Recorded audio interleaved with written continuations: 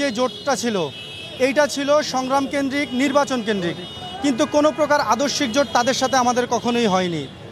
আপনারা দেখেছেন এই 5ই আগস্টের পরবর্তী সময়ে যদি 2000 ছাত্রছাত্রীর জীবনের বিনিময়ে ছাত্রলীগ নিষিদ্ধ হতে পারে, তাহলে 71 সালে সেই 30 লক্ষ শহীদ এবং 2 লক্ষ মাবতের ইজ্জতের বিনিময়ে কেন সেই রাজাকার এবং আলবদর সেই বাহিনীকে এখন বাংলাদেশে তারা কেন নিষিদ্ধ হবে না? আপনাদের একটা জিনিস লক্ষ্য করে দেখবেন, আপনারা দেখবেন যে বিএনপি বর্তমানে সবচেয়ে বেশি জনসম্পৃক্ত একটি দল। এই দলটার বিরুদ্ধে যারা ষড়যন্ত্র করতেছে তারা কত পার্সেন্ট? এই জামাত এর আগে একবার জোটবদ্ধভাবে তারা এককভাবে নির্বাচন করেছিল, তারা মনে হয় 10টি সিট পেয়েছিল, 10টি কি 11টি তারা সিট পাইছে। ধরেন সেটা যদি এখন বৃদ্ধি হয়, ক্রমান্বয়ে বৃদ্ধি হয় মনে করেন 50টাই পাবে, তারপরেও কি তারা সরকার গঠন করতে পারবে?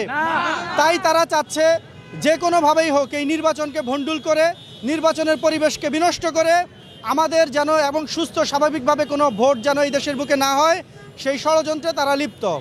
আর আমি এনসিপিকে বলতে চাই, এনসিপিকে ভূতে ধরেছে।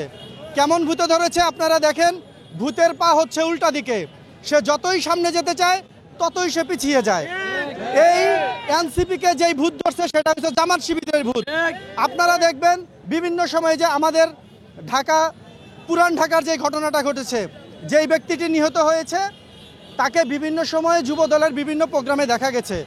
একটা জিনিস মনে রাখবেন যে মাঠ থেকে যদি মাসির দরদ বেশি হয় তাহলে হয় সে ফেরেশতা, নাইলে সে শয়তান।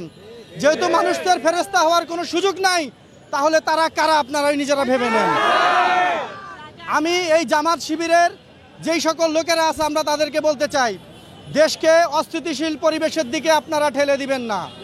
আপনাদের পুরনো দিনের কর্মকাণ্ডের কারণে আপনারা এই দেশ এবং জাতির কাছে আপনারা ক্ষমা চান। আপনারা স্বাধীনতা বিরোধী হয়েছেন।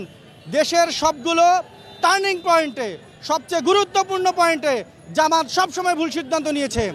71 সালে তারা ভুল সিদ্ধান্ত নিয়েছে। 90 স্বৈরাচারের সময় তারা স্বৈরাচারের পক্ষে ছিল। 24 পরবর্তী বাংলাদেশে তারা এখন বাংলাদেশ যে সুস্থ ধারার রাজনীতির দিকে ফিরে যাচ্ছে, তারা তার বিপক্ষে অবস্থান নিচ্ছে। তাই আমরা বলবো, আপনারা মাত্র 5%ও না, 3 থেকে 5% মানুষের প্রতিনিধিত্ব করেন। এই দেশের প্রায় 60% মানুষের প্রতিনিধিত্বকারী বিএনপিকে আপনারা ভুল পথে কোনো প্রকার ষড়যন্ত্র করার চেষ্টা করবেন না। এই দেশের মানুষের ধানের শীষ তাদের রক্তের সাথে মিশে আছে। এই দেশের মানুষ তাদের ভোটের মাধ্যমে দেখিয়ে দিতেছে, আপনারা যদি এত জনপ্রিয়, আপনি ভোটের মাধ্যমে আসেন, আপনারা দেখিয়ে দেন আপনাদের জনপ্রিয়তা কতটুকু। আপনারা কেন নির্বাচনী এই পরিবেশটাকে ভণ্ডুল করছেন? এই মাসুদ, জামাতের মাসুদ, তাকে আমরা দেখেছি বিগত সময়ে সে অনেক নির্যাতনের শিকার হয়েছে, তার প্রতি আমাদের সিম্পিথি আছে।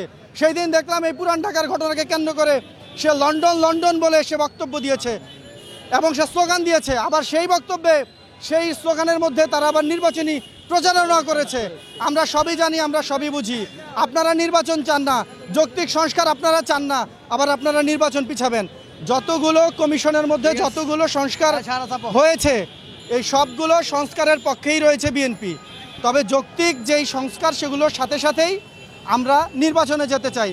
কোনো প্রকার অশুভ শক্তির হাতছানিতে এই বাংলাদেশের কোনো মানুষ বিভ্রান্ত হবে না বলে আমি আশা রাখি।